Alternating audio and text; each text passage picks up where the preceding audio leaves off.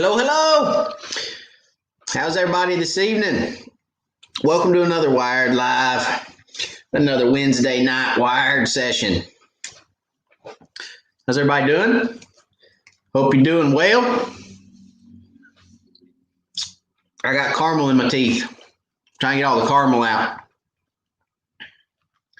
These things are addictive. If you don't know what that is a Werther's Original. That's the soft caramel, and they are addictive. I eat a whole bag. I got a sweet tooth, in case y'all hadn't caught on to that through the lives. I've had taffy and caramels. And what was I eating the other night I did a live? Oh, I was eating Japanese the other night. I went live for the club. We had some club business we had to discuss, some crappie club business. And I was eating Japanese while I was live. It's pretty funny. I couldn't stop chewing. People were asking questions, but I was starving to death. I had to eat. Anyway, how's everybody doing on a Wednesday night? You guys ready for tonight? We're going to talk about, let's see, on the agenda tonight, we're going to talk about patterns, crappie patterns. Patterning, is that a word? How to pattern crappie. Patterning. How to pattern crappie. We're going to talk about that tonight. I'm needing some mat hoppers. That's funny, Terry. Terry Gear says, I am needing some mat hoppers. So those that weren't on the live last week, we got mat hoppers. We're going to get into that here in just a little bit. Because I have an update on the grasshopper stump bug as well. So I got an update for you guys there. We'll get into that. But first, let's say hello to everybody. So I always like to say hello to you guys when you get on. Guys, if you're new to the live tonight, or if you hadn't ever made a comment on the live, drop me a comment. Say hello.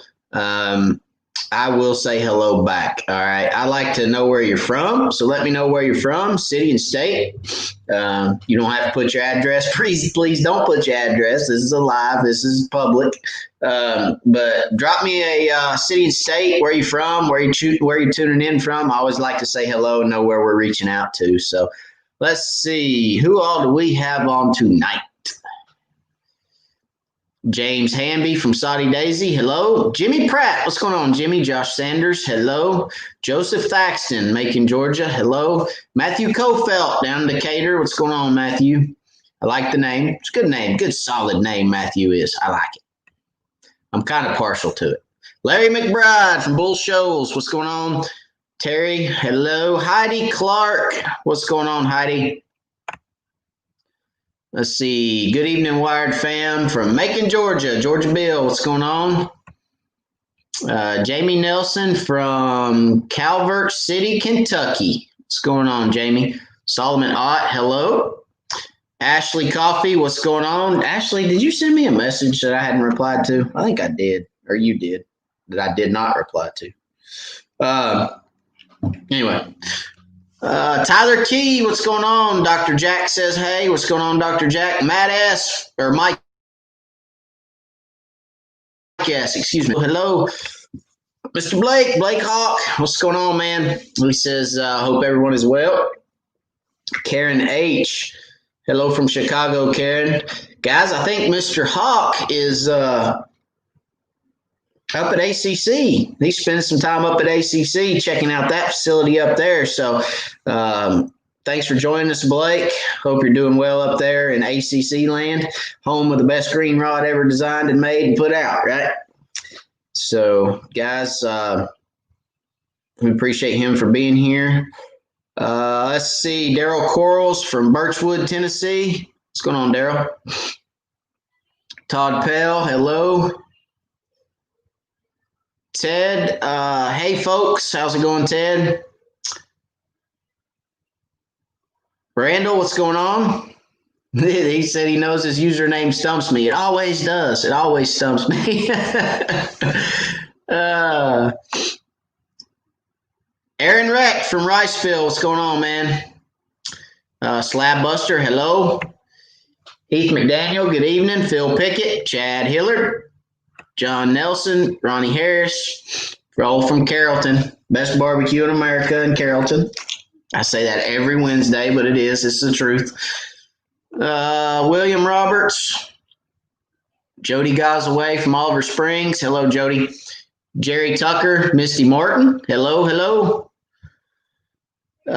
Guys, Misty Martin. Hi, Matt, from your new contact person at Crappie Cove. So, guys, if you want to take advantage of the 10% discount from Crappie Cove, the phone number is right down there in the bottom of the screen on the bulletin board. So there's a bulletin reel that's rolling around at the bottom of the screen. Call Crappie Cove and use the discount Wired, and Misty will get you 10% off on all the products from Crappie Cove. Boneheads, crappie magnets, Jiffy Jigs, Fluger try-on reels at Crappie Cove. They got K9 fishing line. They got all the good stuff. They got light wire hooks, all that stuff at Crappie Cove. So call Misty at Crappie Cove. She'll hook you up. Make sure you tell her you want the Wired discount. Okay, guys? JT's All Outdoors. What's going on? Dustin DeWind. Hello.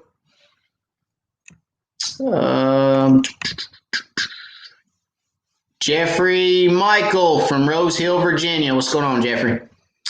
All right, so real quick, because I think I'm getting close to the bottom of saying my hellos. If you have any questions, this is a Q&A, guys. So if you have questions, please ask them. There is no wrong question tonight, all right? There's no question too small. There's no question too young. Please ask. If you have a question, ask it. I love to answer questions, guys. I really do. So if you have a question, ask it. If it's content related or not, okay? If it's topic related or not. If you have something that's bugging you or you have something that you just want to know, ask the question. I'll get to it, okay? That's what this is for. That's why I do this. I started the channel. Wired for Crappie, for those that are new, is a channel that was started on the belief that we're going to help people catch more fish. And that's what we're going to do. And we're going to stay true to that. And we're going to continue to help you guys catch more fish. So if you have a question, ask it. There is no dumb question, all right? So let's talk about let's see, what are we going to talk about first? Let's talk about the grasshopper stump bug that is on its way to Crappie Cove, okay? So I got a message this evening. Let me go back in here and find it.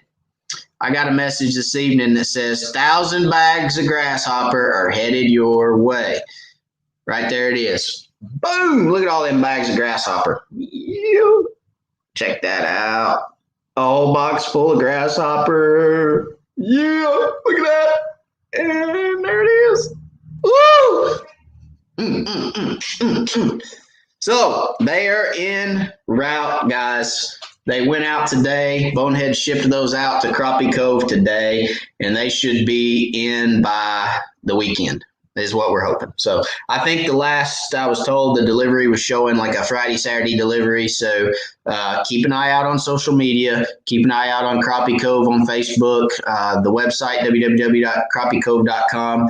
Watch my website, Wired for Crappie, Facebook, Instagram, my personal page, Matt Zenas. Check all those out. That will hit as soon as they get in. As soon as those hit the door, there will be a million posts go out all over the social media about those being in. So it's happening, guys. It's happening. We're finally getting those in. You guys have been asking for them, and it is happening. I'm so excited about it.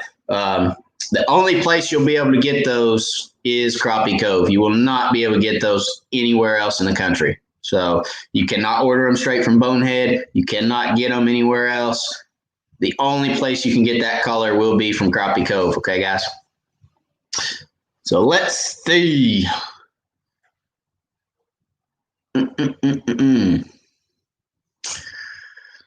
Where were we at here? Jody Gosaway says, tying up some crappie jigs, watching crappie, tying up some jigs. That's a good way to spend a Wednesday night, ain't it?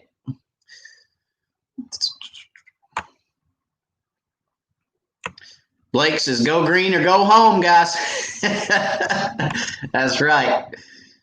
Hey, the Hulk was green, so they got to be the best because the Hulk was the best, and the Hulk was green. So there you go.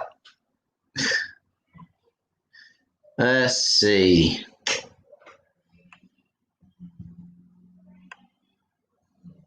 Making waves from East Texas. What's going on? Big O says good evening, and good evening, Matt and the Wired family. Randy Dodd just bought a 6-foot ACC. He's looking forward to using it, and he has a 6'6" coming from Crappie Cove. Well, I know you'll like them, Randy. They're great rods. They really are. I enjoy using them, and they serve me well. And I'm on the lake every weekend and guiding and fishing tournaments and carrying on. I abuse my equipment, that's for sure. They've stood up to the test so far.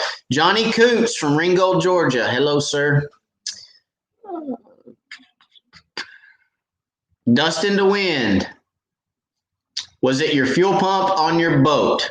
Well, I assume it was something in the fuel system, but I replaced it all. So there's one thing that I can't do, Dustin, and that's be breaking down because you guys need content. I have clients and I have tournaments to fish. So one thing I cannot do is break down. So the entire fuel system from the tank all the way back got replaced, and we are up and running again. So as you saw on my video last week, Chris and I fished, and the boat ran great. So we were in my boat. It ran fine. I'm not going to give away anything because Chris's video is coming out soon, but the boat ran great, really did. And we are back in business. So to say that was 100% what it was, but it's fixed. It was something in the fuel system. Let's put it that way.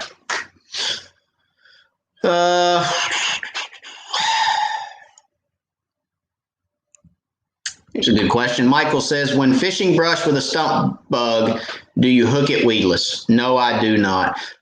So that's a great question, Michael. The reason I do not, let me explain that a little bit. The reason I do not hook, and this is not a stump bug, it's a brush glider, but the reason I do not hook anything weedless is because I don't want to do anything that could negatively impact the point of that hook, right? So you put a weed guard on there. It takes pressure to move that weed guard out of the way, right?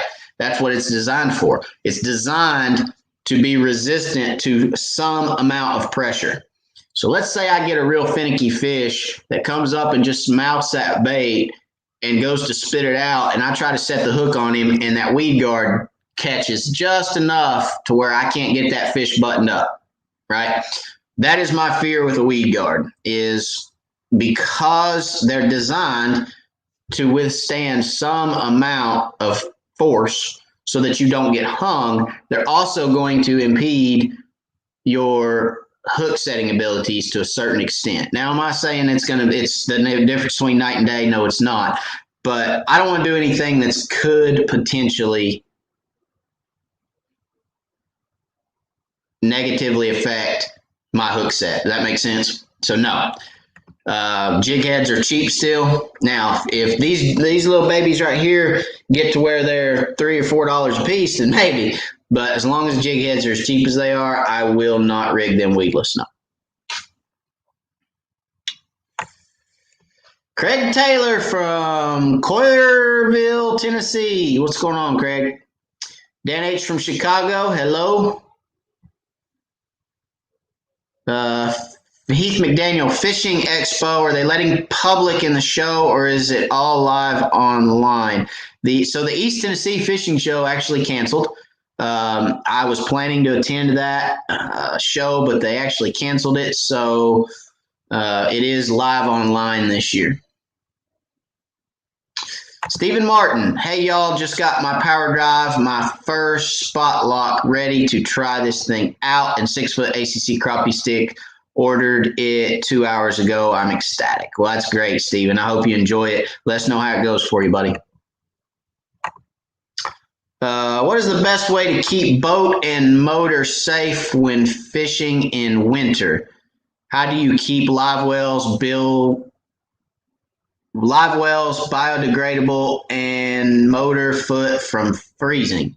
Ted, to be honest, I don't do anything special. Okay. So one thing I do make sure of is the only thing that I see that could freeze and potentially cause harm is your foot.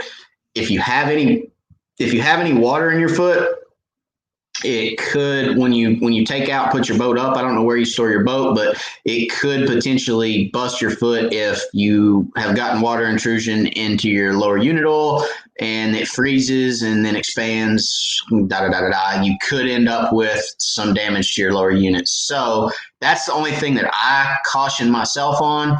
If water freezes in the bottom of the boat, or water freezes in the live well, or water freezes, somewhere like that, I don't too much worry about it, because once it thaws, it's not going to damage anything in those areas, and it will thaw and it will, eventually run out or drain or whatnot. So I don't actually do anything special for my foot pedal, my trolling motor, any of that jazz.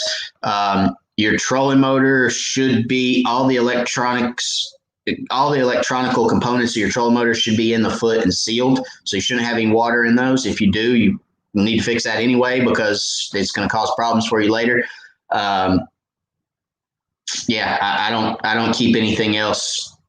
I don't do anything special for anything else. The foot is the only thing I worry about. And what I generally do, if I know it's going to get real, real cold, if I'm fishing and take my boat back and it's going to drop down in the teens, I'll take a little space heater and put it, beside my foot and just keep it oscillating. I have an oscillating heater that just kind of keeps the foot warm, so that doesn't freeze, and the water can drain, yada, yada. So that's what I do. Of course, we're not real far north where it gets really, really cold. If it gets really, really cold, and you're up north, you may need to look at winterizing your boat. But down here, we don't have to, so we're pretty blessed. Daryl Quarles asks, when finding crappie stacked up in creek channel after school, what can you do to get them to bite? So if you're finding fish stacked in creek channels school after school and they won't bite, you just got to keep moving until you find a school that will bite. I know that sounds just like, well, okay, yeah, I knew that, but what do you do to get them to bite? A lot of times when those fish school up thick like that in the winter, they're very lethargic and they're not going to bite. The reason being is because their metabolism slows down in the winter. When the water's cold, it's just like you and I. When it's cold outside, you don't want to eat. You just want to stay warm. You don't drink as much. You don't eat as much. It's like working a construction job in the summer and working a construction job in the winter. During the winter, you don't drink as much water. When it's summer and you're sweating and you're burning up, you're drinking water every time you turn around. So fish are the same way. Their metabolism slows down when it gets colder. They don't feed as much when it's cold. So you just kind of have to keep moving until you find active fish, Daryl. I've said it since the beginning of my YouTube channel. If you're not on active fish, leave, go find active fish. There will always be active fish somewhere on your body of water. If you're on inactive fish, you're wasting time trying to get them to bite. Leave, go find active fish.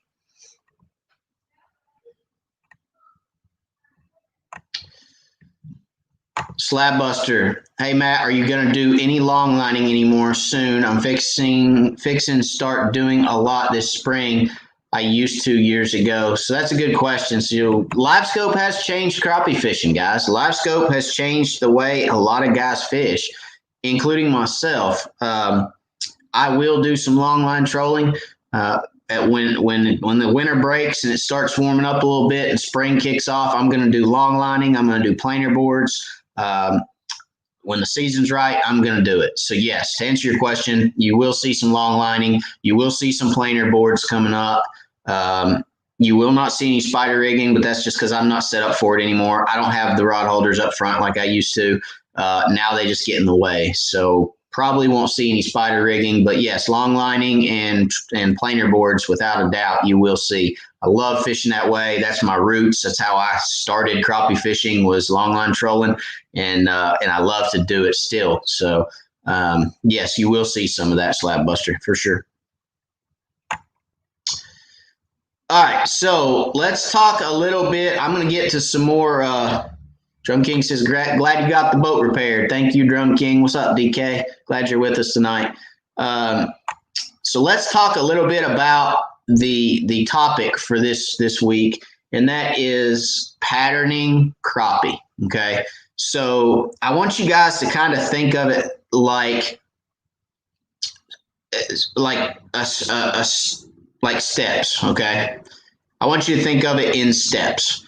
So there's seasonal patterns, and then there's weekly patterns, and then daily patterns. Okay. So the reason I wanted to talk about patterns tonight is because I got an email from a gentleman that said, hey, I can't make the live. If you need something to talk about tonight, can you please talk about how you pattern crappie? I'm just not getting it. I'd like to know more about it. And that was actually, I think, last week that he sent me that email, but I just got to it. I'm sorry. I'm way behind on a lot of things, and I apologize. But I saw that, and I thought, man, that's a great topic. Let's talk about it a little bit. So, one thing I will say going into this is patterns change daily. Okay, especially with crappie. Crappie are finicky fish. You know, you always hear this, well, they were biting, and then all of a sudden we never caught another fish. Oh, we caught 100 fish, and then we never caught another one. And then they turned off as fast as they turned on. And, you know, you hear all these things about crappie. So crappie are finicky fish. Now, with LiveScope, we're learning they're not as finicky as we used to think they are. But when you get on a school of 100 and you can't get one to bite, like Daryl Quarles was talking about earlier in creek channels, there's 100 fish in front of you and you can't get one to bite, that's finicky to me. So patterns, what do we mean? What do I mean by a pattern? Okay, well, let's start out at the top. So let's talk about seasonal patterns. So most everybody in crappie fishing talks about a seasonal pattern, right? You hear 4 seasons, 4 patterns. Well, you got spring, right? They're shallow, they're spawning. You go throw a cork up on the bank and catch those spawning fish, and that's, you know, what you do in the spring. That's the spring pattern, right? Well, not necessarily. Okay. So we're going to kind of shift gears on all this pattern talk, and we're going to go more in depth. And what I will say is the basic knowledge of the 4 seasons and the patterns of the 4 seasons is where, I guess, your entry level patterns, right? So spring, shallow, spawning fish. Summer, they move out deep into the channels, and they're looking for that deeper water, cooler water. It gets hot, and they get, you know, in brush and out deep on flats, river channels, that sort of thing. Winter, you know, winter patterns. Some lakes they'll go super shallow. Some lakes they go deep. It just depends on what lake you've got. Most people say, I thought you could only catch crappie deep in the winter. Nah, not really. They'll rather go super shallow, or they'll go super deep. It just depends on, again, we're going to get down into weekly patterns and daily patterns, but it just depends on how the lake is setting up and what the weather's doing for that particular week or day, right? So, and then, of course, you got fall pattern, which I skipped in between summer and winter. But fall pattern, your fall pattern is a lot like your spring pattern. Those fish will kind of mirror in reverse what they did in the spring. So in the spring, they came up out of that deeper water, they hit those shallow flats and sort of thing, and they pushed back. And they kind of do the same thing in the fall. They'll kind of, you know, mirror that spawning pattern, if you will, in the fall. So you can catch fish shallow in the fall when they move up to feed, follow the bait fish up, and the water starts to cool down and all that good stuff. So water cools, the spring water warms, they kind of do the same thing. They push in shallow, right? So with that being said, let's get more in depth on weekly patterns and daily patterns. So let's say we're gonna keep it in the fall for right now, since we ended with fall there. We'll keep it fall. So let's say you're on a fall pattern, and you know, fish move up, they're shallow, and then all of a sudden one fall day or one fall night, you get this huge cold front that rolls in November, and it drops down into the 30s, and the water temperatures cool off 10 degrees. And you know, you've got to be, as a crappie fisherman, as an angler, you've got to be aware of what weather patterns you've been dealt with that week leading up to you going fishing. So, you know, oh, well, it's November, middle of November. I should be able to go catch them in 5 to 7 feet of water and fish docks and fish some brush and find the shad. But in the back of your mind, you're thinking, wait a minute, it was 30 degrees last night and 27 the night before. We got that big cold front. Well, you get that cold front and the water cools off, those fish are going to leave shallow water. And let me tell you why, because it affects those fish with that temperature swing just as much as it affects you and I. So if it's 45 one morning and you go out in the fall and you think, man, it's not too bad. You got your hoodie on like I've got here, and you go out and you think, yes, it's nice. And then the next morning you put your hoodie on, you go outside and you go, whoa, golly, what happened? And you go back in, you put another jacket on, right? Well, those fish do the same thing, except for they use water as their jacket. Okay. So when you have those fish in 5 to 7 foot of water and that water cools off rapidly from a cold front that moves in, or vice versa, a warm front that moves in the spring, what happens is those fish say, oh, okay, we got to go get another jacket. So they pull back out. They get in that water temperature that's the same temperature as what it was in that 5 to 7 feet. And now maybe they've got to go out to 12 to 14 to keep that body temperature consistent, okay? Their body temperature. So with those big swings, those crappie will move to stay in a consistent water and a consistent temperature or depth. Not so much. They'll move in and out with the water conditions, okay? Muddy water, if you get a lot of rain and the water muddies up, fish go shallow when the water gets muddy, okay? Because they lose visibility in muddy water. I've said it before, and I've had guys come back and say, hey, you told me muddy water goes shallow. I did that last week, and I caught the crap out of the fish. It's like, yep.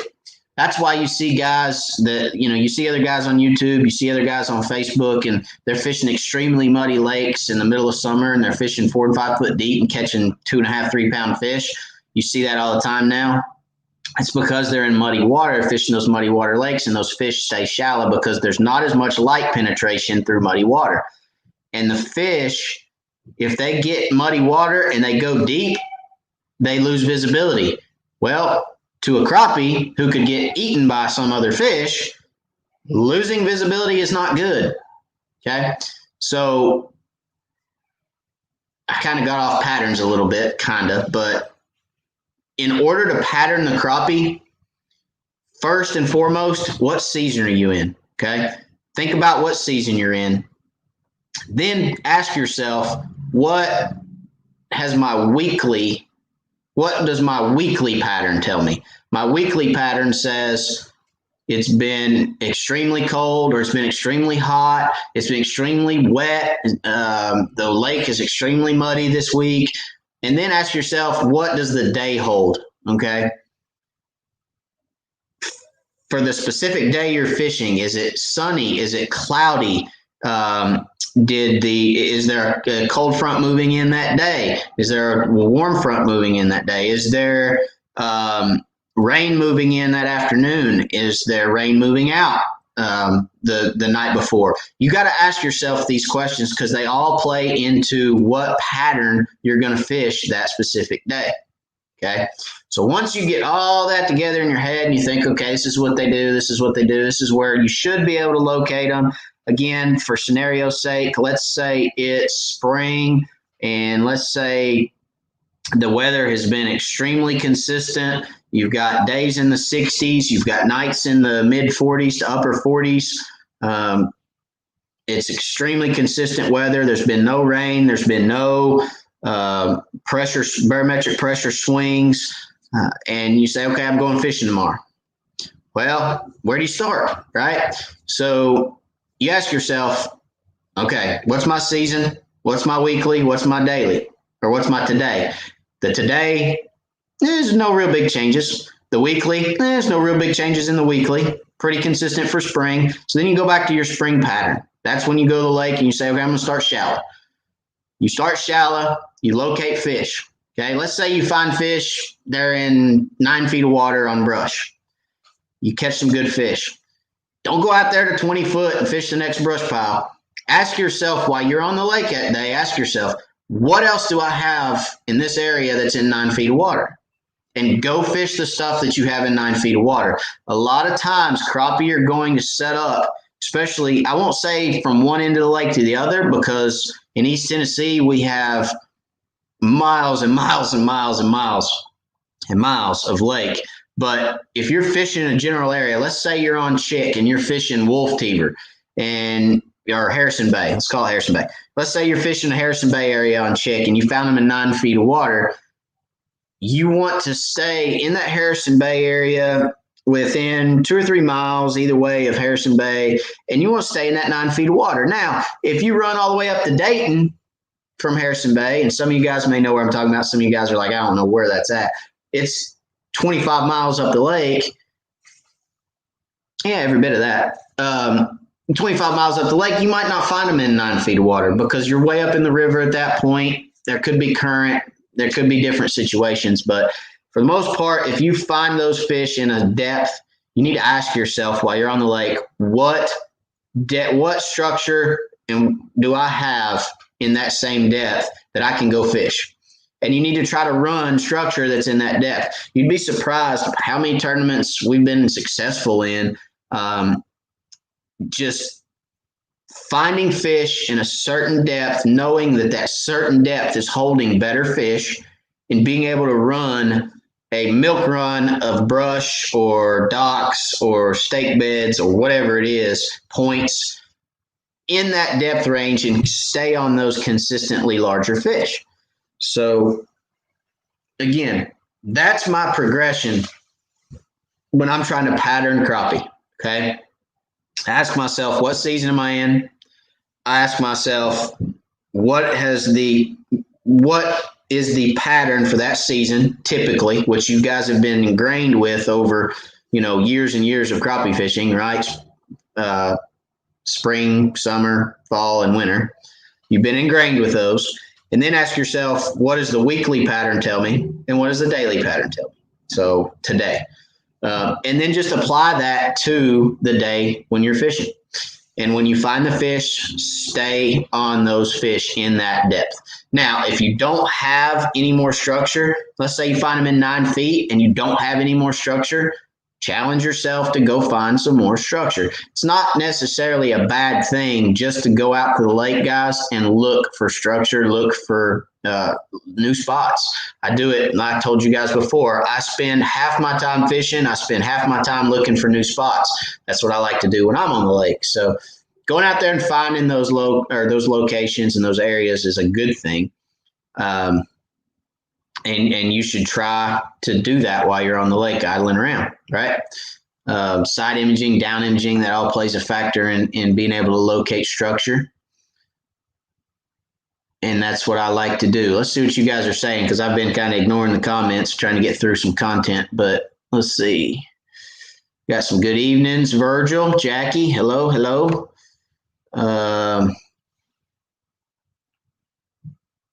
Steven, you have to call. So guys, you have to call. They don't have it set up they don't have the discount codes set up on the website yet for Crappie Cove. You have to call, but you can look at crappiecove.com and get an idea of the products that they have. And then you call them and give them the wired code and they'll hook you up. Okay. And I'm sure Blake probably answered that one already, but Sid Lewis, what's going on?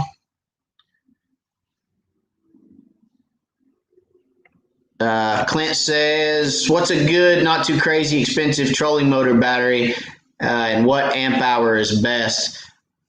I'll be honest with you. The 2 batteries that I run are from Rural King. I run Rural King batteries. They're marine batteries. They're Group 29s, I believe, or 27s. They're rather 27s or 29s. I've been running my 2 for 2 years, maybe 3, and they're still rolling, knock on wood. So I think batteries are more on how you care for them, how you take care of them, than they necessarily are the brand. If you take care of a battery, it will last. You just have to take care of it. So I always run my batteries on trickle charger maintainers. That's what I charge them with.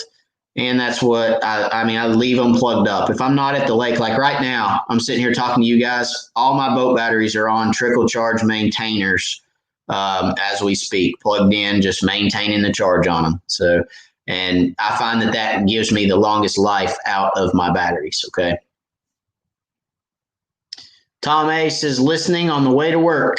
Well, good. Have a good night at work, Tom. Appreciate you listening, buddy.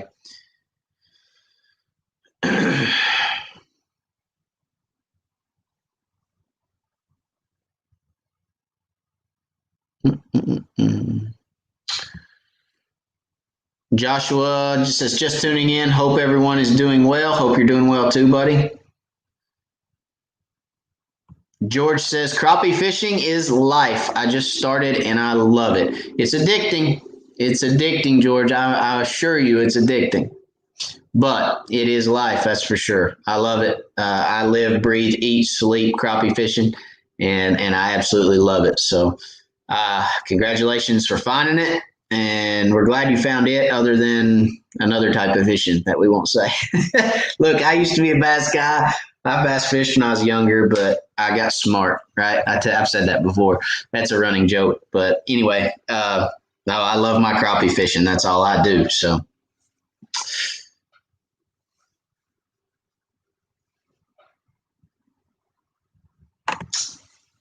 Big Mike says, how do you determine on what color of bait you're going to use? That's a very good question. And hello, Mike. I hope you're doing well, buddy. Very good question. So color of bait, I asked, first of all, I believe in contrasting colors. I've said that before. I've got some videos on that. I believe in contrasting colors. So if I'm fishing in something that looks like tap water, I want something that is very non-aggressive. I want something that's translucent. I want something that that's opaque, that you can see through. I want something that's not very aggressive, like, that moon dust brush glider right there. That's very non-aggressive. It's very natural. It looks like a shad. Silver, obviously, looks like a shad. I want something natural looking, something clear, something opaque, something not real aggressive, like I said. So that's my clear water go-to. Now, as the water gets muddier, I want something that's going to contrast that darker water. So let's take it all the way over to the other end of the spectrum into muddy water. The best thing to contrast muddy water is black and chartreuse. Black and chartreuse contrasts muddy water really, really well because it's black. Black shows up in on a lot of different colors. So black and chartreuse is my go-to muddy water bait. Black and chartreuse will work in clear water, though. It's amazing. That's about one of the only colors that jumps from one end of the spectrum to the other is black and chartreuse. And white and chartreuse. White and chartreuse can be good in muddy water too, but the white almost gets lost in muddy water. So, but I try to contrast to the water, Mike, to answer your question, and that's how I approach it. Okay, I'll start out if I'm in clear water, which we fish a lot of clear water in East Tennessee. I'll start out with shad-like colors, the silvers, the whites. And then I'll try to transition up into some of your other colors, like your blues are still shad-like, but your purples, your greens, your yellows, your reds, that sort of thing. It's a progression for me through colors as I work my way up, okay?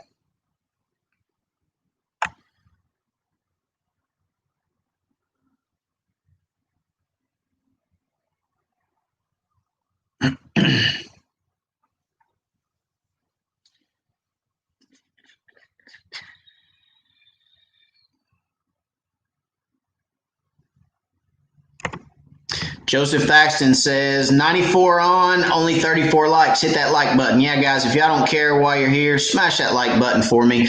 That lets YouTube and everyone else know that watches YouTube that's good content. You guys enjoy it. And YouTube has an algorithm that they take your content, they see how many people watched, they see how many people liked it, and then if they believe it's good content, they share that with other people in their suggestion box, right?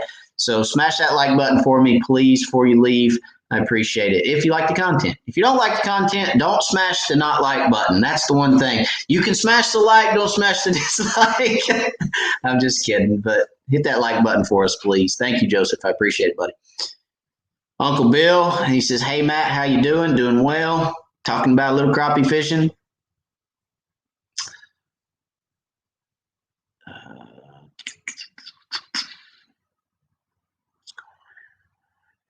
Creole Catfishing says, what's going on, everybody? What's going on, buddy?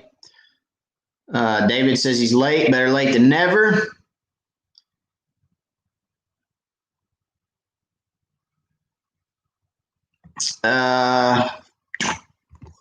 Just saw a super chat. Hang on a second. Phil Pickett, thank you so much for the super chat, buddy. I appreciate you, Phil. Guys, if you're new to the channel or you're new to live tonight and you don't know what a super chat is a way for you guys to give back to the channel, to help keep me on the water, making great content for you guys. Everything that comes in goes right back into crappie fishing and the great outdoors. So I appreciate you, Phil, very much. I do not take super chats lightly, and I appreciate everything that comes in. There is no amount too small or too large. I appreciate you, Phil, very much. And guys, if you want to know how to click or how to give a super chat, right down below your comment section, there's a little dollar symbol. Click on that. That's the super chat button. YouTube will walk you through how that goes. And please, if you have a question or anything, you want me to see it right away. As you can see, I got a notification that Phil gave a super chat, and I jumped right down to Phil. So those pop up on my screen highlighted, and it tells me I have a super chat to stop what I'm doing and go look at that. So if you have something you need answered immediately, please, that is a great way to get it to me quickly. Okay. So thank you, Phil, again. I appreciate your super chat, buddy.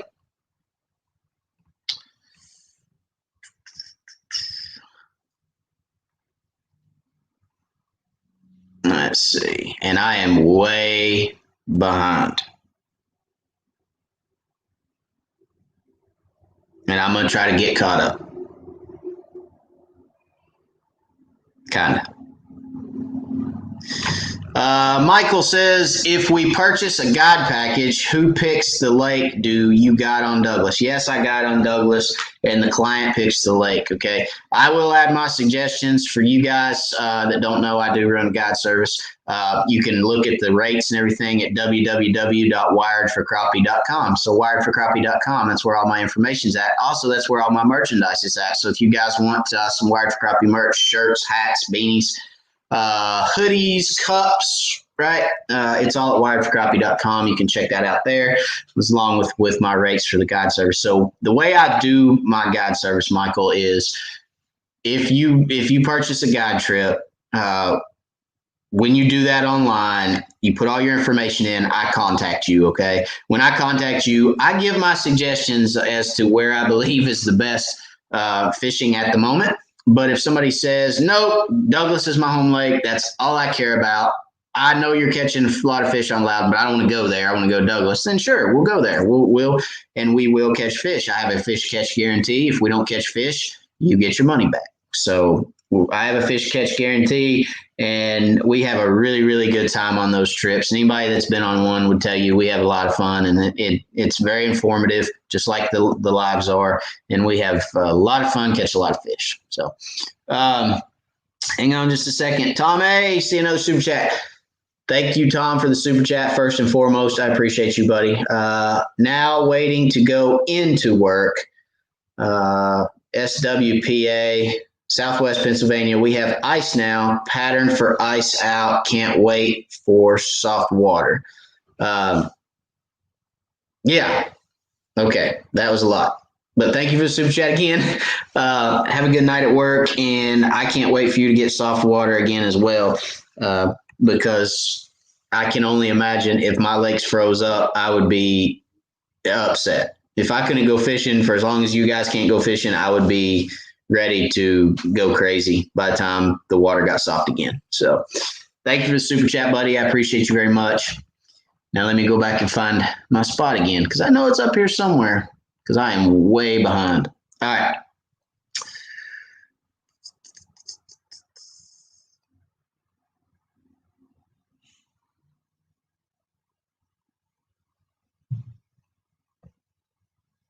Phil Pickett says, some of the best advice you have given me is keep looking for active fish. Don't try to force feed inactive fish.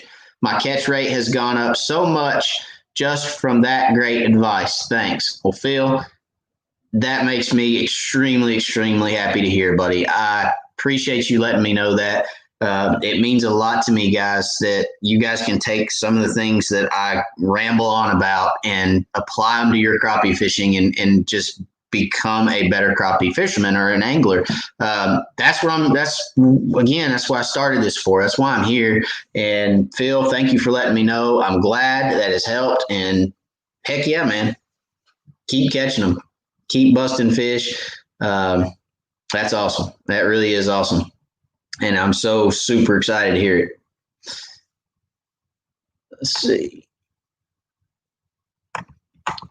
Jimmy says, crappie never got planer boards. Crappie what? Wait.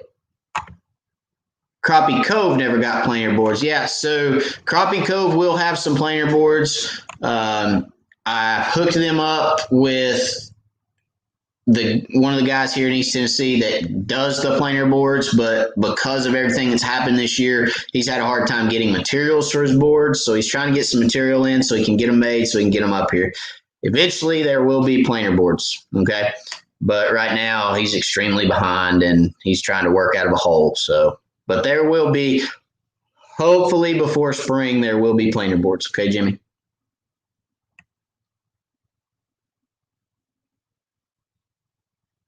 Oh, Drum King says, I had to put my trolling motor in the shop today, so I'm not fishing for a week. That stinks. What happened to it, DK?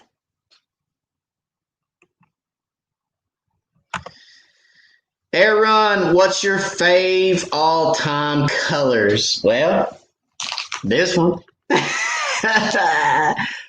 Grasshopper stump bug. That's a pumpkin and chartreuse. That is my all-time fave. And I can say that now because you guys can go this week and buy those from Crappie Cove. So I can now say that is my favorite color, and you guys can't get mad at me because you can go get it. But after pumpkin and chartreuse, the white and chartreuse, the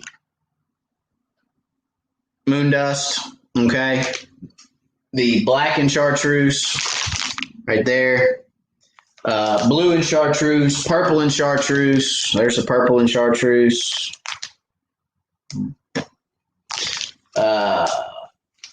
And red and chartreuse. I like red and chartreuse as well. They call that, or it's not red and chartreuse, it's red and moon dust. They call it blood moon. That's a very, very good color as well. So I threw that on the floor. So that's mine. Those are probably all my go-tos for the most part. Now, do I use other colors? Yes, I do. I like the glow baits. I've been using them quite a bit. The Moonshine Glow is a good bait, but my favorite all-time colors, so that would be them.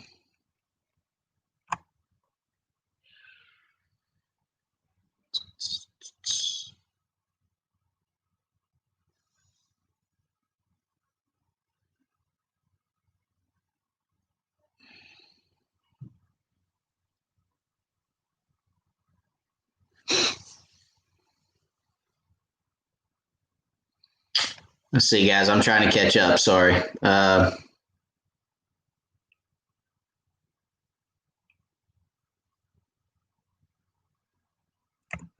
Terry asked about the grasshopper stump bugs. They are en route, Terry. Keep an eye out on our pages. We did get confirmation that they shipped today. They shipped this morning, and they're showing they're going to be delivered Friday or Saturday. So as soon as they hit the door, we will be posting that everywhere, and you will be able to pick those up. And everybody already answered that question, so I just reiterated. Thanks, guys.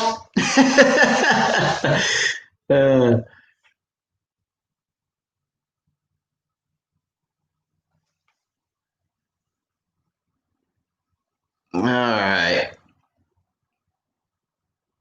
Guys, if I missed one of your questions, please do me a favor, ask it again because I'm scrolling, trying to get caught up a little bit. And if I miss a question, please ask it again, okay? But give me time to get there because I am behind, so don't keep reiterating your question. Just if you know I've passed you, you'll have to ask me again, okay? Kenny Sparks says, Matt, I know you're a Lowrance user. Have you previewed the active target live yet? No, I have not. there's not many people that have it, and I have not previewed it myself yet, so I can't really speak too much to that. I mean, I guess I could. I've done a lot of research and talked to a lot of people in the business and talked to a lot of the ranch guys about it, but it's just too early to talk about it because you know how it is. All right, everything's the latest, greatest, and best until somebody gets it, and then they're like, "Yeah, I got to eat my words." So I'm gonna not eat my words, and I'm gonna make sure I see things before I talk about them to you guys. Okay. Here's Misty. She says, we are adding products to the store faster than we can get them on the site. So call or drop an email with questions regarding what we may have in stock. That's at Crappie Cove, guys. So Crappie Cove is, as you guys know, they're new to the scene, right? And they're trying their best to get everything in as fast as they can. They're building inventory like crazy. It is amazing how fast they're building inventory. And actually here probably in the next couple weeks, we're going to do a show that highlights Crappie Cove because they're right here in my back door. We're going to go down there. We're going to do a little filming, and we're going to film some of the inventory and let you guys see what all's going on down there at Crappie Cove so that you guys can say, hey, I want that, and I'm going to call it Misty, and I'm going to tell Misty I want that thing off the Wired for Crappie show that I saw, and it was sitting right here beside this and that, and she's going to say, I got you, and she's going to ship it out. So be on the lookout for that. We're going to go down there and get a little video of their inventory here in the next couple of weeks, okay?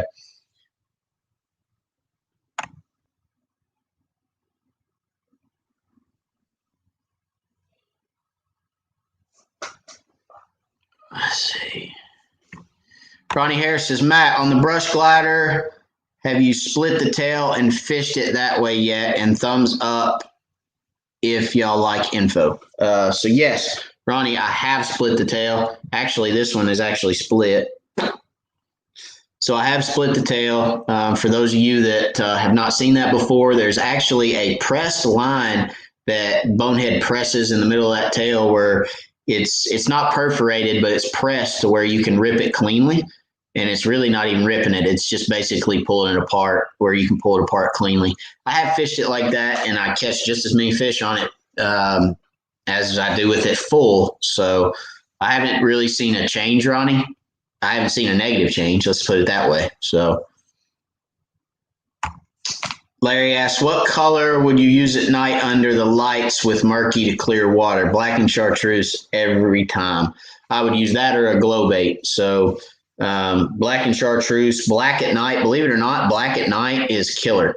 And I would use black and chartreuse, or I would use some type of glow bait, like the moonshine glow or something like that. That would be what I would go to.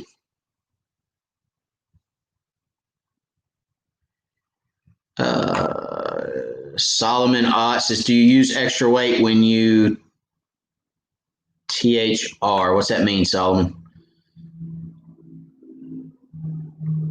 Oh, here we go. Matt, do you use extra weight when you're using 1/32 jigs? No, I do not. Let me say this, Solomon. So I use lighter weight jig heads than a lot of guys. And the reason I do that is because I want a slow fall. I want to give that crappie time to react to my bait. So that is a 32nd ounce jig head on that jig. And guys, when this jig's falling, I like to let my jig fall on slack line. That's one thing that when I get people in the boat with me, as soon as that jig hits the water, they want to close their bail. And I'm like, no. Leave your bail open. Leave some slack in your line. And they're like, okay. Because what that does, okay, if you close that bail and you have tension on the front of that jig is going to come off the top and it's going to swing back to you. It's going to pendulum back to you, okay? When I make a cast over top of brush, if you leave slack on your line, that jig will this way. That jig will turn and fall straight down. And what happens with a light jig head, that jig will actually, let me do it this way. That jig will actually flutter down, okay? So with a heavy jig head, like an 1/8 ounce or a 1/4 ounce or something like that, that jig's going to go straight to the bottom of the lake because it's so heavy. It's just going to fall. What that light jig head does is it allows it to go back and forth and rock down or shimmy down, shimmer down, or whatever you want to call it. A lot of times, more times than not, you will see active fish react to that bait when it's coming down on the fall before that jig ever gets down to them. So an active fish, I've seen active fish run 8 to 10 feet to grab a jig that was falling. All right.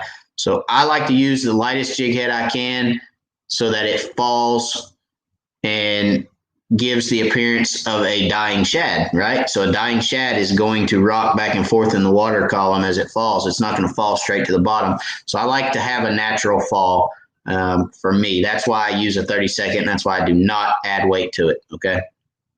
Flutter is the word I was looking for. I like it to flutter down. Asleep. How many packs of grasshopper are you buying from Crappie Cove? If you need it, I have a discount code that will help you. I don't need your discount code. What's up? Thank you for Super Chat, Chris. And I've got all kinds of grasshopper right there. What are you talking about? Those grasshopper jigs are for you guys. Those jigs aren't for me. Those jigs are for you guys. I've got plenty right there, and I've got a bunch in the boat. The ones that are coming to Crappie Cove are for you all, not for me.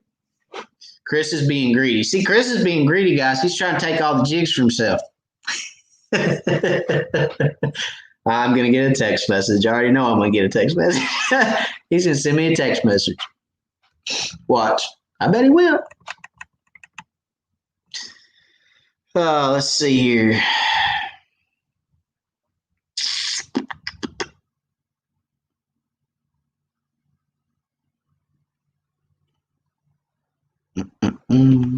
Chris did that so I'd lose my spot. I know he did. All right.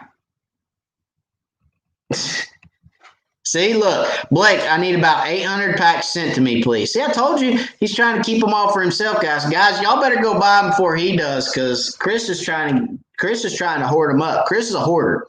You got to watch him. You got to watch him, guys. Ding. Told you. About to get a text message.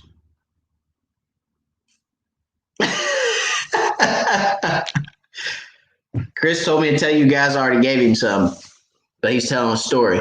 I didn't give him none. I let him use them when he was up here, and I let him use the pumpkin and chartreuse, but I didn't give him none. I like him. I don't love him. I like him. We're making him buy his own. Now I got to find my place again. That's okay.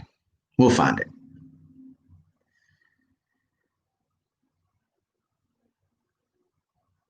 I know it's right here. Right here somewhere.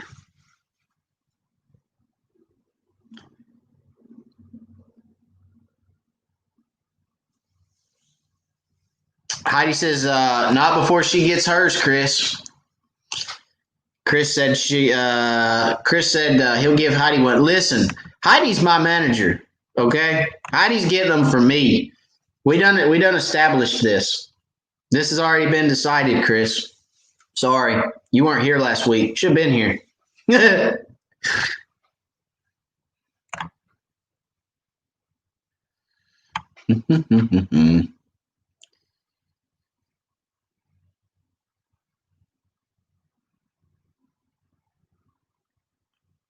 Slapbuster said ditch pickles. You gotta love ditch pickles, guys. Come on. They're fun to catch every once in a while. I've caught some big bass out from under docks, there's no doubt, on a crappie jig, some big ones. We were talking about that the other day. I was talking to a couple guys about that. I've caught a couple 5-pounders, and I caught a 7-pounder out from under a dock on Chick. You ever hook a 7-pound bass on 4-pound test line, mono, under a dock and have to pull it out from a bunch of poles underneath the dock? It is fun. Let me tell you something. It is fun. It gets interesting.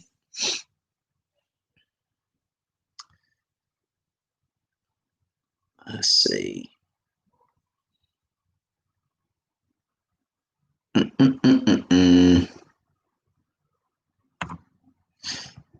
Country boy catfishing. Never had much luck with jigs, only live bait. What advice can you give someone trying to learn to catch with jigs? Very, very, very good question, country boy.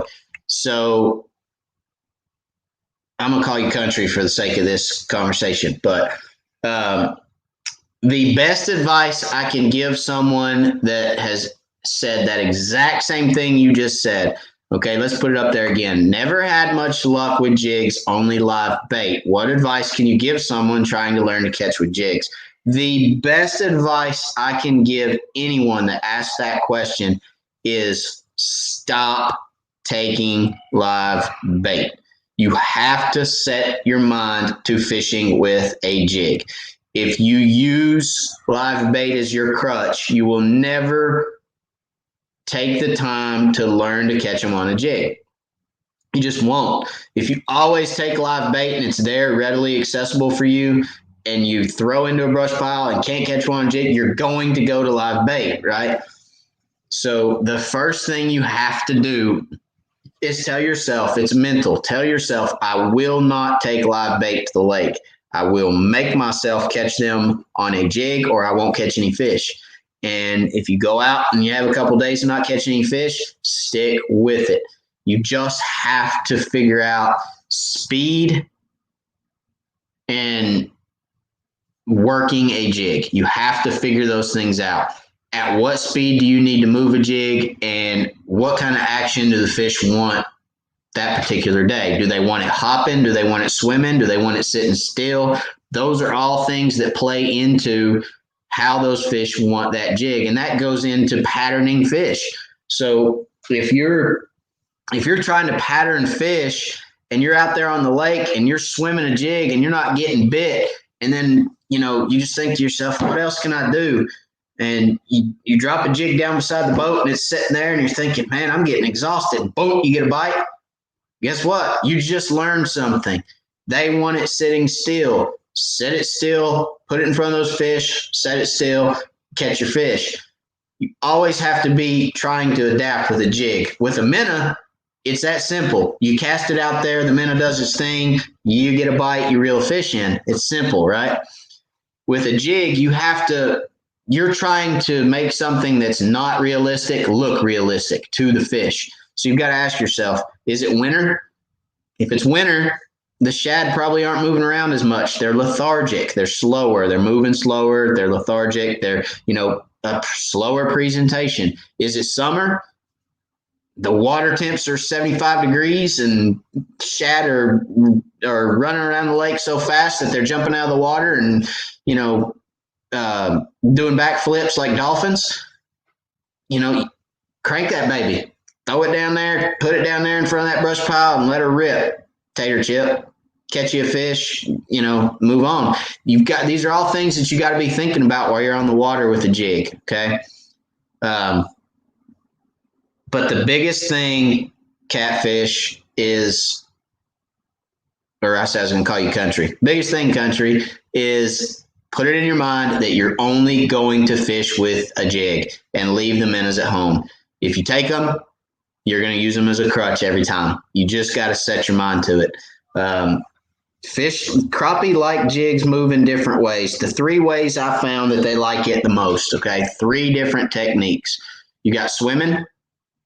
You got, we'll call it hopping, and setting dead still. All right?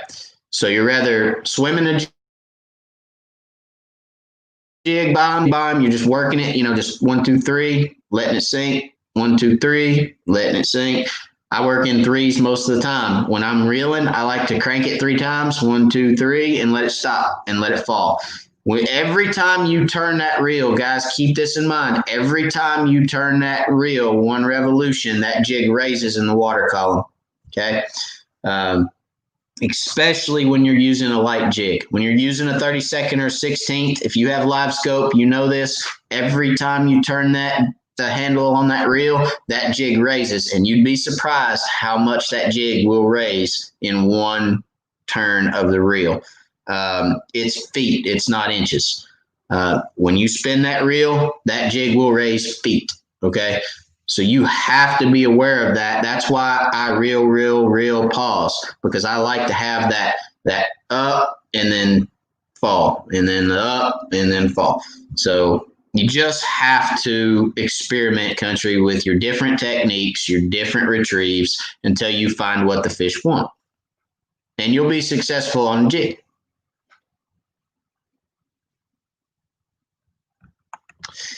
Jamie Nelson, you said when fish are inactive, move on. How many different colors will you throw at them before you move on average? Very good question. If I'm starting a day and I have not caught fish on anything yet, I'll throw 3 colors. Okay. Now, next scenario. If I have been catching fish, let's say I've been fishing for 3 hours and I've been consistently catching fish, and I've figured out it's white and chartreuse today. They want white and chartreuse. I'm popping fish on every brush pile with white and chartreuse, or every dock, or every open water fish, or whatever. If white and chartreuse is what they want, I go to a brush pile and pitch white and chartreuse over it, and they don't hit it, I'm gone. I'm done. I ain't sitting there. I'm not going through 3 different colors. I'm not going through 3 different profiles. I'm not doing anything. If I've been catching them all day on white and chartreuse and I pull up, they won't hit it, I'm gone. Now, if I pull up on 6 different ones and they don't hit white and chartreuse, you better believe I'm going to change at that point and say, okay, maybe the colors changed. Did the clouds, did it go from sunny to cloudy? Did it go from cloudy to sunny? Those are questions I'm going to ask myself if the fish quit hitting a certain color. What's changed? Did I move around the corner on the lake? Did I make a 3-mile run and the water changed colors? If the water changed colors, then I need to change colors. But if nothing has changed, the conditions are the same, and they just won't bite, I'm not trying more colors. I'm gone. I'm going to the next pile until I can find active fish. Okay.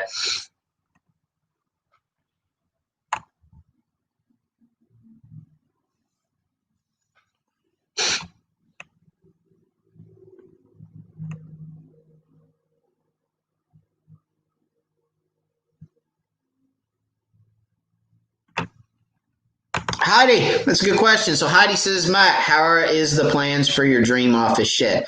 Actually, Heidi, it's house with my dream garage.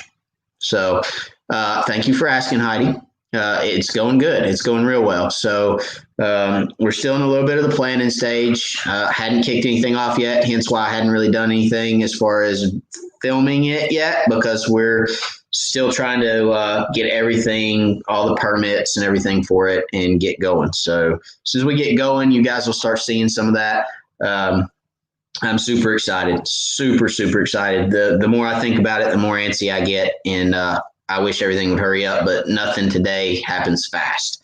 So I'm just trying to be patient. I'm trying to just remember that it's a process, and it's going to get done when it gets done. And when it does, we'll be happy about it, but it's going to be a process. It's going to be a long process, but it'll be good. It'll be a good process. So I'm looking forward to it. I hope it goes quick, because the longer it drags, the more I add to it. So I'm like, the garage really needs this. That wall would be great if the whole thing was pegboard. It's like, I gotta go on. I could put shelving on the wall instead of on the floor. Yeah, let's do that. It's getting bad. So anyway, thank you for asking. It's going good though. It's going real good.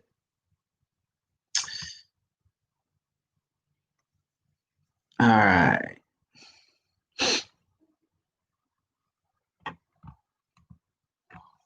Chris, you tried deep, medium, shallow, all colors, live bait, and jigs, nada. Now what?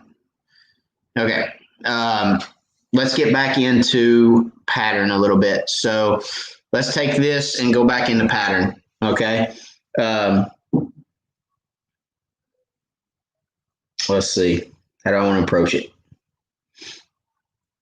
All right, you try deep, you try medium, you try shallow, all colors, live bait, and jigs, nada. Now what? Now I'm thinking outside the box. All right. Now I'm thinking, I don't know. I guess have you tried all different types of structure? Have you tried brush? Have you tried docks? Have you tried points? Have you tried open water fish? Have you tried creek channel ledges? Have you tried main river ledges? Have I mean, this is all just natural progression that we're going through. You can't try everything and have nada. Okay, there's got to be fish somewhere in the lake. There's got to be they got to be hitting something somewhere. I've said it before. There's always active fish in the lake. And you might not be on them at the moment, but there's always active fish in the lake. Okay, so you just have to keep moving until you find those fish. My suggestion, if you're in an area, you tried deep, you tried medium, you tried shallow, you tried all colors, live bait and jigs, and nada, take your boat and go somewhere else. All right. I've been in creeks before where it was just desolate. There was just nothing. For whatever reason, that creek is just dead. Go to a new creek, go to a new area, get out of that area, and go find somewhere else on the lake. Okay. That would be my suggestion. Live or artificial, your preference? Artificial, without a doubt. No doubt about it, artificial. And I don't say that because I'm on Bonehead's pro staff. I say that because I can catch 30, 40, 50, 60 fish on one Bonehead jig. You can't do that on a minnow. Minnows are a lot more expensive than a jig. And minnows come in, well, they don't just come in one color because you can dye your minnows. You can dye them different colors, but I have a lot more available at my disposal with a jig. So I have different profiles, I have different colors, I have different sizes, I have different ways I can fish a jig. I can bounce a jig. I can reel. I mean, I can slow steady retrieve with a jig. I can rip a jig. I can bounce a jig. I can dead stick a jig. I can make it move however I want it, or I can make it sit dead still and not move. You can't do all that with a minnow. So you can, but it won't look natural. You could cast a minnow out there and rip him back, but chances of getting bit on that, slim to none. I don't think I've ever caught one cranking a minnow. I have trolling a minnow though, so yeah, maybe it would work because I have trolled minnows before. But anyway, let's go on. Jig all the way for me because there's so many different color options and there's so much I can do with a jig. Okay. And I can work a jig. I can take a jig and put it in brush and work it through the brush pile without getting it hung. To whereas if you put a minnow in brush, you're kind of at the mercy of the minnow. To where if he swims around and gets hung, you're kind of up a creek. That's just my opinion.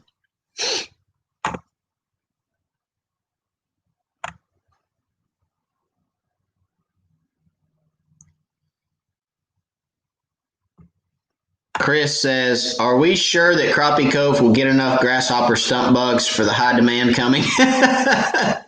I hope so. Look, Chris, I assure you if they don't have enough, we'll get more, okay? They will get more. So, yes, to answer your question, yes, we are very, very confident that we will have enough, and we know the guys that make them. So, absolutely, we will make sure we have enough for the high demand. Tyler says, ordered my fishing specialties pole. Thanks to you. Got the 10% off. Thanks. Awesome, Tyler. Glad to hear it. Have you got it yet? Is it in shipment or have you got it and put it on? Hopefully they've got it to you already. Well, depending on when you ordered it, but great pole. You'll love it. Guys, if you hadn't seen the Fishing Specialties LiveScope pole, check it out.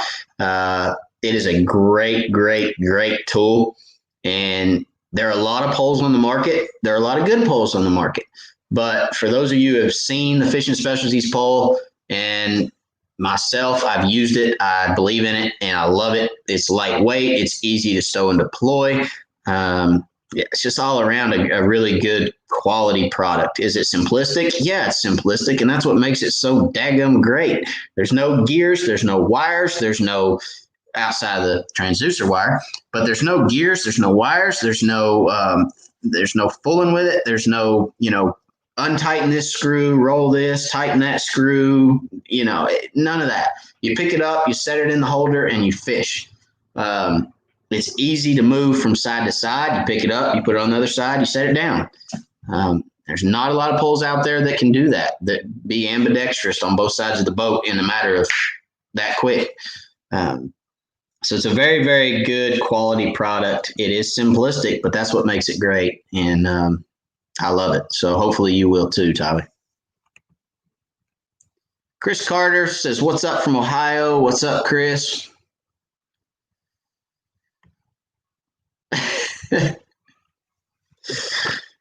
Blake. Oh.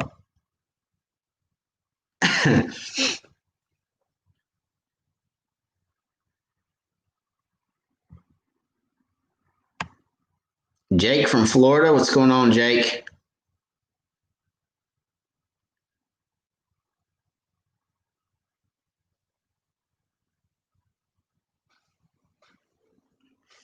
Todd says jigs only. I love my jigs, guys. I gotta say, I do.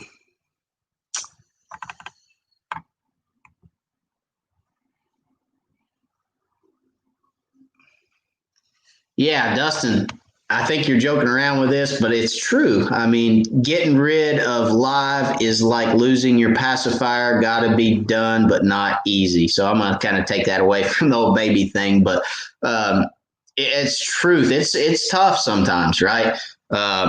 I used to fish with minnows when I first started crappie fishing. The very first time I ever crappie fished, there was an old guy sitting on a bank catching crappie from a boat. It was in the spring. He was fishing little treetops, and he said, "I'm catching crappie." And I said, "Where you catching them on?" He said, "Minnows." And I said, "Oh, okay." I went home, grabbed my little boat, my little John boat, and I come back with a rod and a bucket of minnows, and I sit there and right beside him and caught a bunch of fish from the top next to him. And I was out turkey hunting, as a matter of fact, and he was catching fish. And I thought, well, he was more successful today than I was. I'm going to do what he does. So I did, and that's how it all started for me. But anyway, it was difficult for me to get off the minnows and force myself to become a better jig fisherman and catch more fish with a jig.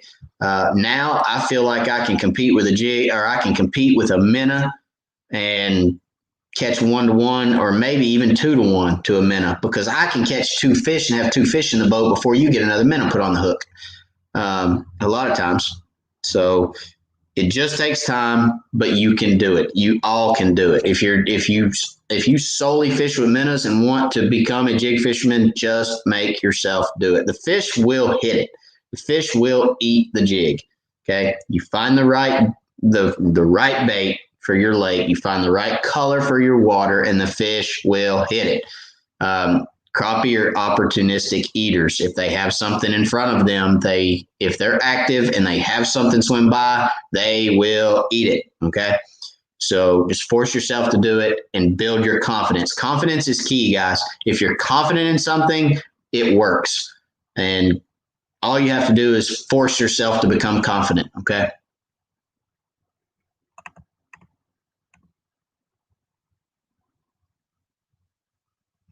Hey, Josh got a good question here. I don't know which part of my conversation he's talking about, but he says, that being said, what day you prefer, bluebird or cloudy day? It depends on how I'm fishing. So I say that because if I'm trolling or pulling planer boards, I prefer a cloudy day. Reason being is because those fish will get out there in open water and they'll suspend on a cloudy day. They'll move around a lot more. They're not locked down to structure as much. So if I'm trolling, if I know I'm going to go troll, I prefer a good cloudy day to troll and pulling planer boards for sure, because the fish will get up shallower when it's cloudy out, because there's not as much light penetration. They can't see as good down deeper, and they'll move up shallower on a cloudy day. So if I'm fishing structure, if I'm fishing brush or I'm fishing docks for sure I want sun. I want a bluebird day when I'm fishing docks, because fish are looking for shade. It's bright out, plenty of light penetration. They're looking for shade so that they can ambush bait from the shade. They can sit in the shade and ambush bait that's out in the sun. They use it for cover too, to keep away from predators. So on a day I'm shooting docks, I want it sunny. On a day I'm fishing brush, I like it sunny, because sorry guys, I got the hiccups.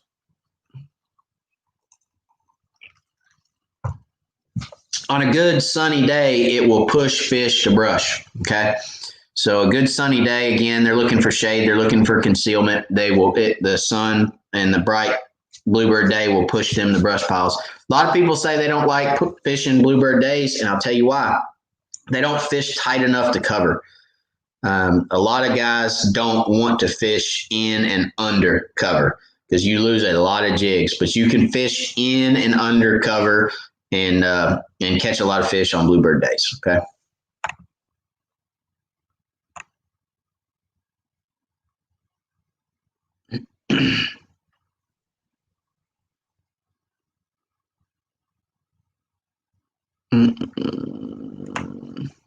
Brian Connor, Matt, does your knot selection change with line selection and presentation? No, it does not. I use a loop knot 100% of the time now, Brian. The only time I do not use a loop knot is if I am trolling crankbaits. If I'm trolling crankbaits, I use a Palomar knot. But other than that, I use a loop knot 100% of the time.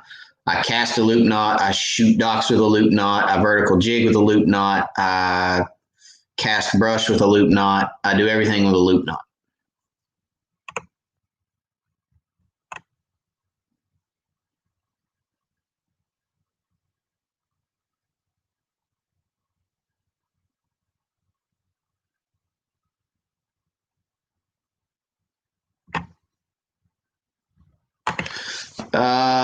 Zach says, best tip to step up your crappie catching game. That's like I said earlier, Zach. Find active fish. That is the best tip I can give any crappie angler. Just because you see fish does not mean you will catch fish. You have to locate the active fish. I have seen a lot of people waste a lot of time on fish that just aren't going to eat. They're just not active. You have to convince yourself. You know, you always hear or you've always heard, or I've always heard or been told, don't leave fish to find fish. That is the furthest thing from the truth with me. Just because there's fish there doesn't mean they're going to eat. They're going to bite, that they're active. Leave fish to go find active fish, okay? A lot of times guys pull up on a brush pile and they say, man, we pulled up on this brush pile, it had 100 fish on it. We sat there, we caught 20 fish, just bam, bam, bam, bam, bam, bam, bam, bam. And then all of a sudden we didn't catch no more. We sat there for an hour and didn't catch another fish. No. You stop catching fish, you leave. Don't matter how many's there. Catch the active fish, leave, go find more active fish. That will alone, like Phil said earlier, that alone will make you a better crappie fisherman. That alone will step up your game, okay?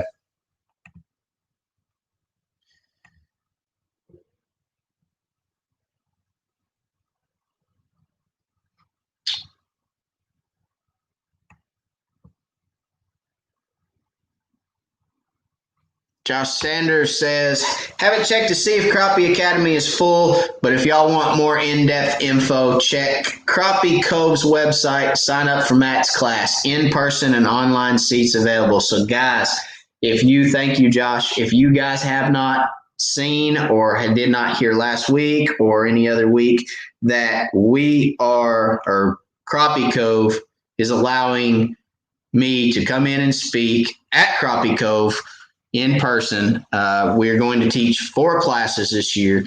It will be the end of each quarter, okay? And the dates are on the website, and we'll update all the dates as they come out. But we are going to do, it's 3.5 hours. It's going to be in-person live session with me teaching crappie fishing, the basics all the way up to the most in-depth and informative information. It's really hard for me to go into a lot of really, really good detail. I'm a very detail-oriented person, and I a lot of times I can't go into as much detail on my lives as I would like to. I can't literally get some things in here to show you guys, I guess, prop wise and that sort of thing. So, and I want to get everyone more hands on with teaching. So tying knots, I'd like to get hands on with tying knots. Spooling line, tying braid to mono, just all these different things. Being able to take a map and say, okay, let's take this lake map and let's figure out, let's eliminate 90% of the water off this map. And let's take this creek, for instance, and let's show you the highest percentage, the 10% of the highest percentage of water in this creek that's going to allow you to hold fish. It's going to allow that creek to hold fish. Where's that 10% of water at? And then this is how I approach that 10% of water. So the Crappie Academy classes at Crappie Cove are going to be very in-depth and very, very, very detail-oriented, really good stuff. If you haven't seen that or signed up for it, like Josh said, check out crappiecove.com.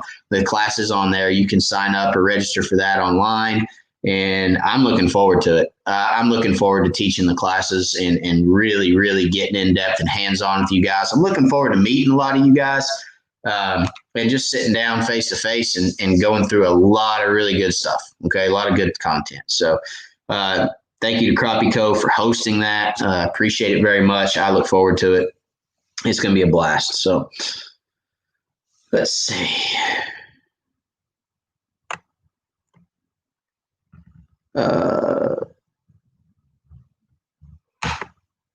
So Dustin says, hang on a minute. Thank you, Josh. Just wish New York was an option.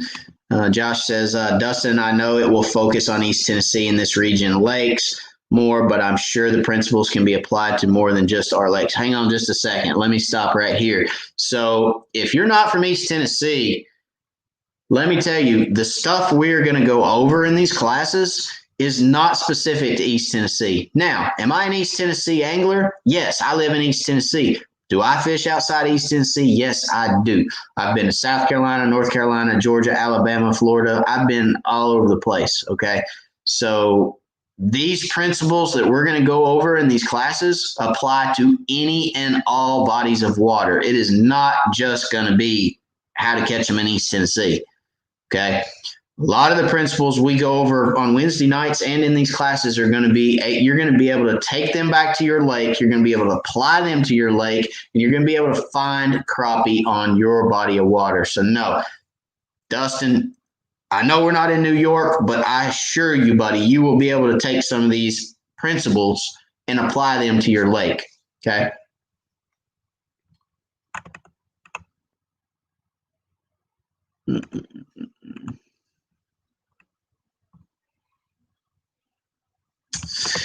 Tyler says, going to use LiveScope for the first time on Friday. Best advice for the first time using it. Best advice for the first time using it: leave the gain alone. Put it on auto medium and leave it alone. Adjust your forward range. Do not try to fish for fish past 40 feet. Try to keep your forward range less than 40 feet so that you can see what's on your screen. And make sure you keep your depth 2 foot deeper than the water. So if the water is 17 feet, set your depth to 19 feet. The only thing you should have to adjust, you can change the color if you want, Tyler, but I run the orange. It comes in. Obviously, you guys know I like orange because the orange on the bottom, the orange over here, and the orange on the logo. So you guys know I'm kind of impartial to orange. Unless it's my Lawrence's, and then I prefer the gray because I can see better. But on my LiveScope, I like orange. But yes, depth 2 feet deeper in the water, forward range less than 40 feet. If you're fishing a brush pile and you see the fish on the brush pile, 20 feet, keep it within that. When you're scanning, I like to go 40 to 50 when I'm scanning with my LiveScope, just trying to locate another brush pile or fish. But then I turn it down when I get closer as far as the forward range, and make sure you have plenty of battery power. LiveScope, if you starve it with power, it will not run good for you. You want to make sure you have enough voltage, enough amperage going to that unit. So a good battery is a must. When you take the pole out of the water, make sure you turn the transmit off. Always turn transmit off when you take it out of the water so it's not sitting there pinging. Those would be my list. That would be my list of best advice for you.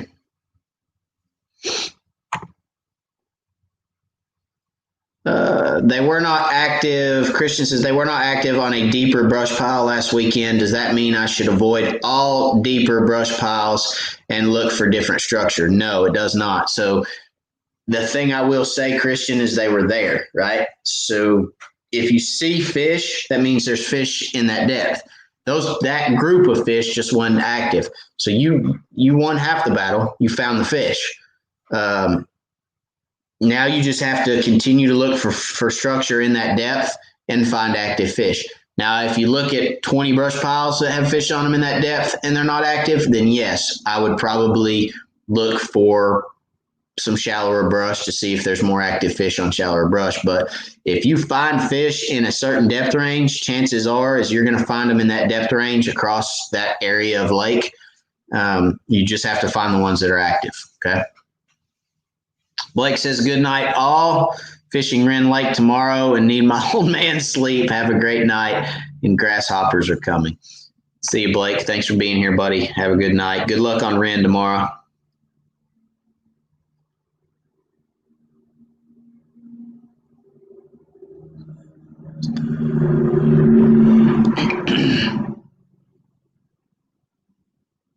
Oh, yeah. Let me add to Zach's. Or Tyler, let me add to your question here. Best advice. Just because you see fish doesn't mean you're going to catch fish. If you see them and don't catch them, leave. Like I said earlier, if they're not active, leave. Go find active fish. I got to add that in there. That's important because you will see fish and not get them to bite on LiveScope. It's going to happen, period. Virgil says, have you ever crappie fished Chilhowie Lake? I have not personally. I've heard there's crappie in it, but I have not personally fished it yet, no.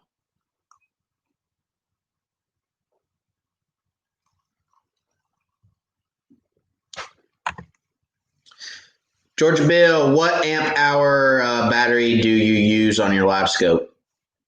So I have an Amped Outdoors 30 amp hour battery. I prefer the 30 amp hour because I can actually run it for about 3 days on that battery. That ensures me that I will have consistent amperage and consistent voltage for at least a day, right? So I run the 30 amp hour from Amped Outdoors.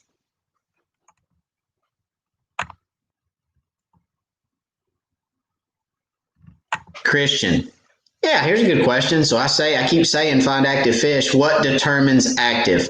I did catch one in a couple hours. How long do you determine active to mean? So, and Christian says, thanks for answering. So active, if I cast more than 3 casts and I don't get a bite, I'm gone. That's active. Chris can tell you from asleep, when he was up here the other day, it was the active fish that we caught. Now it's winter, so we stuck around a little bit longer than I would in the summer or spring.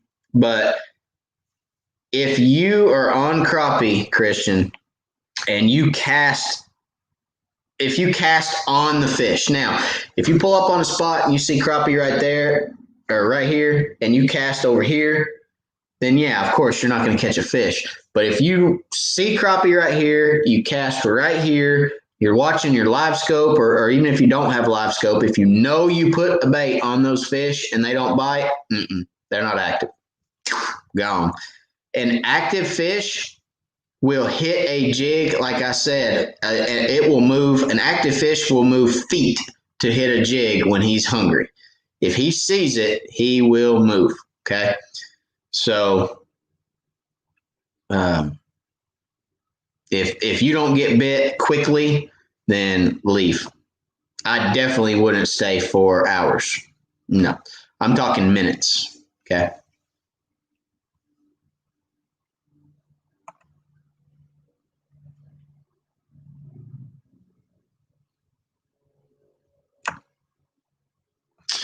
Zach asks, best advice for catching crappie through the ice. I don't do any ice fishing, Zach. We don't have that opportunity here. We don't have that liberty here. So, because we don't get the hard freezes. Our lakes don't freeze up. I know a little bit about a little bit. Okay. You got to be where the fish are. So you got to do your homework. Reading contour lines on a map for ice fishing is imperative. You've got to be able to read contour lines and know where those fish are going to be in the winter. And you have to be on those fish. If you're not on the fish, you're not going to catch any fish, right? After that, it would be slow down. You got to fish slow. You got to fish with something that is going to represent a bait fish, a dying bait fish, something with a flutter to it. I'm sure up north we have a shad kill here when it gets extremely cold. Shad die and flutter to the bottom, and fish feed on dying shad. I'm sure a lot of that goes on up north when you're ice fishing. There's probably a shad kill and something that mimics a shad falling in the water column. It's probably going to be pretty good. Shad will also flip as they die. So as they're dying, they're going to flip. So that whole jigging technique, like you see guys with those little rods, they're doing their jigging thing. It mimics a dying shad or a dying bait fish or a struggling bait fish. But I think the biggest thing with ice fishing, because you basically drill a hole and fish in one spot. So you got to know where you're at. Okay.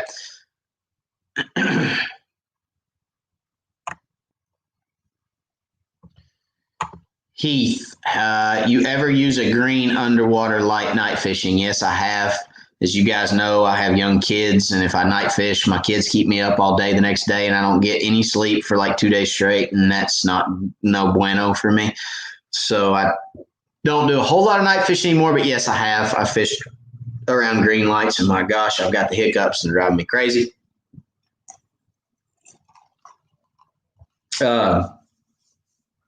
But yes, I have fished under a green light or around a green light, submersible light, and they work really well. Any type of light at night is going to work well. Okay, whether it be white or green. I've heard the debate of, is green better than white? Is surface better than sunk? What's better for crappie fishing?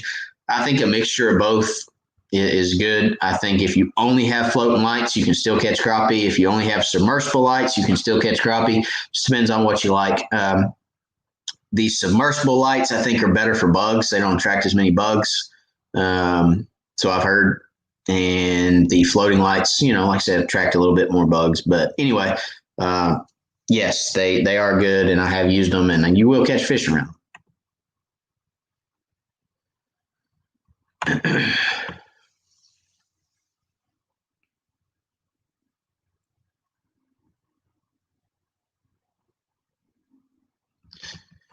Amir says, what is your go-to lure? I think that's supposed to be lure. I think for crappie in spring. Very good question. So my go-to in the spring is probably going to be some type of action tail bait. I like a lot of action on my jig in the spring. I like a pony head, which is it's kind of like a Roadrunner head. I get those from Lightwire Hooks. He makes a really, really, really good pony head. And it has a willow leaf blade on it. I prefer a willow leaf blade over a Colorado blade on my pony heads.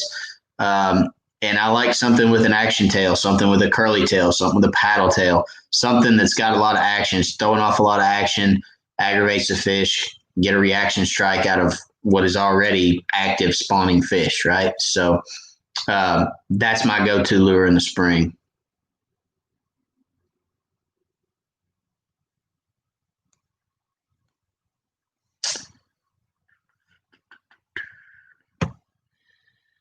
Milton, fishing muddy water, what is the best bait? Best bait for muddy water is something that will contrast that water clarity. Black and chartreuse, like I said earlier, black and chartreuse Milton is my go-to muddy water bait. Orange and chartreuse is a good muddy water bait. White and chartreuse can be good in muddy water, but stay away from the clear colors in muddy water. Clear colors and muddy water will not suit you well. Okay, so something to contrast that water, a blackened chartreuse, or something dark.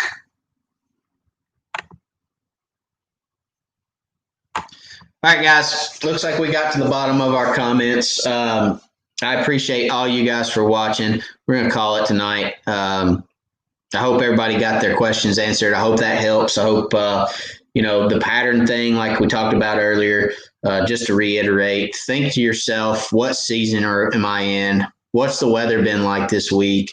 What does today hold for me?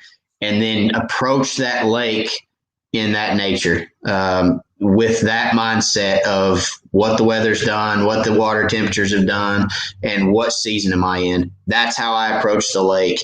I will go on and say this. Let's say it's summer. I know the fish are out deep on brush. The waters or the temperature has been consistent, but there's a cold front that came in the night before and cooled things off. I'm still going to start in that seasonal typical pattern, right? So I'm still going to look out there deep for those fish on brush. But if I get out there and I'm struggling, I'm going to start working my way in, looking for those fish because it cooled off the night before. Water temperatures cooled off. So I'm expecting those fish to move. I'm expecting them to move up. So in order to pattern those fish, you just have to think about everything you've learned about crappie and apply that to your day on the lake. And once you find those fish, once you find fish, stay in that pattern, stay in that depth. Let's say you find them at 15 feet and they're suspended at 12 and they're on brush. Ask yourself the question, what else do I have in this area that's in 15 feet of water? And go fish it. More than likely, there will be fish there. Once you locate them, you can bet that they will be, for the most part, consistent in that area of the lake where you located them previously. Okay. Now, if you leave, go back the next day, and there was a change in the pressure or a change in the weather or a change in the water temperature or whatever, there's a change, it'll change the fish. If it's the same, chances are you'll go back and they'll be on the same pattern. But patterning is that simple, guys. You just got to ask yourself those few questions before you hit the lake and then go find the fish. Okay. So I appreciate y'all for watching. Appreciate everything y'all have done for the channel. Keep an eye out, Crappie Cove and Wired for Crappie, all my pages. For the grasshopper stump bug, as soon as that box hits the door, we will be taking orders as soon as it hits the door. So make sure you guys get those while you can. Again, we can have more made, but they will be gone quick. Trust me. I've already had some guys that are like, I'm buying 30. And I'm like, okie dokie. We didn't anticipate that many being bought by one person, but okay, we'll sell you 30. So anyway, as soon as those hit the door, be on the lookout. I appreciate you again. And the show this week is going to be a good one. It'll be out Friday evening. And so catch that. And then we'll be live again next week. If you guys have any questions in the meantime, my email is info@wiredforcrappie.com. So if you guys have anything that you want to add or want to send to me, let me know. Chris said he's buying 800 packs. We're going to limit the amount of jigs that Chris can buy, but we're going to put a cap on Chris so he can't buy them all from you guys because you guys deserve the base more than Chris does. And yes, I said that. And yes, Chris, you can call me later. And yes, we can discuss that. But I just think they deserve them more than you, Chris. So there you go. We're going to cap Chris. Anyway. I don't want him to be beating me next time we have a tournament. So, yeah, I'm going to cap him. But as always, guys, God bless, and we will see you next week. There with my phone, so I'm going to go tell Chris he's crazy, and we will see you guys next week. God bless again, guys. See you.